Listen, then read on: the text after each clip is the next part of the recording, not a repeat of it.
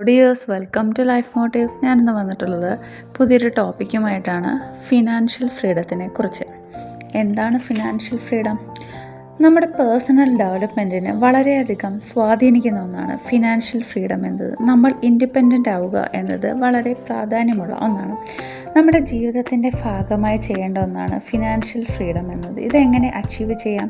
നമ്മുടെ ഡെയിലി റൊട്ടീനിൽ വരുത്തേണ്ട ഒന്നാണിത്. നമ്മുടെ ജീവിതത്തിൽ ഫിനാൻഷ്യലി ഏത് സ്റ്റേജിൽ ആണെന്ന് നോക്കാം.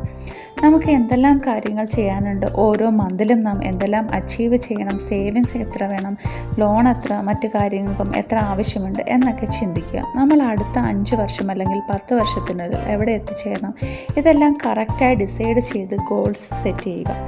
എല്ലാ ദിവസവും നമ്മൾ മണി മാനേജ് ചെയ്യുന്ന കാര്യങ്ങളെക്കുറിച്ച് എഴുതി വയ്ക്കുക. എന്തെല്ലാം ആവശ്യത്തിന് നമ്മൾ അനാവശ്യമായിട്ട് മണി മാനേജ് ചെയ്യുന്നു എന്നെല്ലാം നമ്മൾ എഴുതി വയ്ക്കേണ്ടത് വളരെ പ്രാധാന്യമുള്ള ഒന്നാണ്. അപ്പോൾ ഇത് ഫിനാൻഷ്യൽ ഫ്രീഡത്തിൻ്റെ പരിധിയിൽ വരുന്ന ഒന്നാണ്.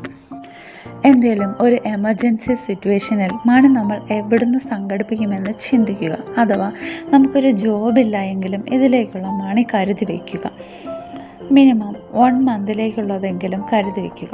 നമ്മുടെ പേഴ്സണൽ ഡെവലപ്മെൻറ്റിനെ വളരെയധികം സ്വാധീനിക്കുന്ന ഒന്നാണ് ഫിനാൻഷ്യൽ ഫ്രീഡം. നമ്മൾ ഇൻഡിപെൻഡൻ്റ് ആവുക എന്നതും. സേവ് ചെയ്യണമെന്ന് നമ്മൾ തീരുമാനിക്കുന്ന ക്യാഷ് നമ്മളുടെ കയ്യിൽ സാലറി വരുന്ന ദിവസം തന്നെ മാറ്റിവെക്കുക. അപ്പോൾ നമുക്കത് വേറെ മറ്റാവശ്യങ്ങൾക്കായി ചിലവഴിക്കാൻ തോന്നാറില്ല. ഇത് ഫിനാൻഷ്യൽ ഫ്രീഡം അച്ചീവ് ചെയ്യാൻ സഹായിക്കുന്നു. അതുപോലെ തന്നെ കൺസിസ്റ്റൻ്റായിട്ട് സേവ് ചെയ്യുക എന്നതും വളരെ ഉപയോഗമുള്ള ഒന്നാണ്.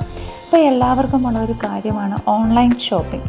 അപ്പോൾ അത് നമുക്ക് ആവശ്യമാണോ എന്ന് ചിന്തിച്ചതിന് ശേഷം വാങ്ങുക. സാധനങ്ങൾ അട്രാക്റ്റ് ചെയ്ത് വാങ്ങാതിരിക്കുക. നമുക്ക് ക്യാഷ് ഉണ്ടാക്കണമെന്ന ചിന്ത ഉണ്ടായാൽ നമുക്ക് മറ്റുള്ളവരെ ബുദ്ധിമുട്ടിക്കാതെ തന്നെ എന്തെങ്കിലും ചെറിയ ബിസിനസ്സുകൾ സ്റ്റാർട്ട് ചെയ്യാവുന്നതാണ്.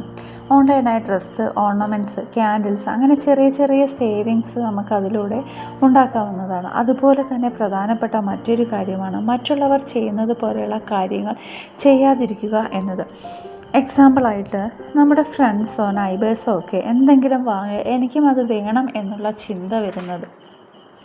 നമുക്കതിൻ്റെ ആവശ്യത ഉണ്ടോ എന്ന് നോക്കിയ ശേഷം പർച്ചേസ് ചെയ്യുക. ഇങ്ങനെ ചെയ്യുമ്പോൾ അത്യാവശ്യ ചിലവുകൾ ഒഴിവാക്കാൻ, അനാവശ്യ ചിലവുകൾ ഒഴിവാക്കാനായിട്ട് സാധിക്കും. ആ ക്യാഷ് നമുക്ക് സേവ് ചെയ്യാനും സാധിക്കുന്നു. അടുത്തതായിട്ട് നമ്മൾ ഏത് പ്രായത്തിലുള്ള ആളായാലും ഫ്യൂച്ചർ മണി സേവ് ചെയ്യാറുണ്ടല്ലേ?